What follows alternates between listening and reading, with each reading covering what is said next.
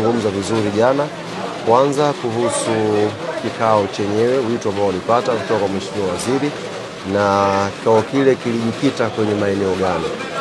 Rais wa klabu yetu Engineer Hersi ametuambia sisi wanachama wote kwamba kwa kauli ya Mheshimiwa Waziri, kile hakikuwa kikao kinacholenga kupata suluhu au kupata msimamo wa dabi ya Kariakoo.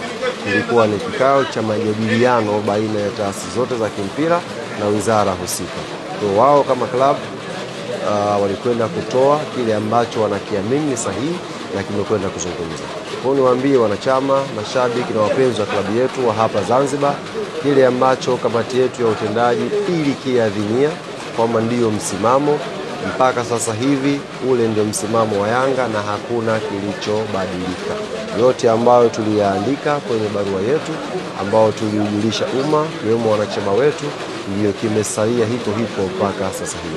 Taarifa za ndani ambazo zipo, labda Yanga mshasogea kwenye mahakama ya suluhishi Afrika, hawana kasi kwenye hili tukio. Sisi tuna taratibu zetu za kutoa taarifa. Awali tuliwajuza wanachama wetu kwamba kama jambo hili likishindwa kushughulikiwa, basi tutakwenda kwenye hatua za mbele zaidi kwenye kudai haki yetu.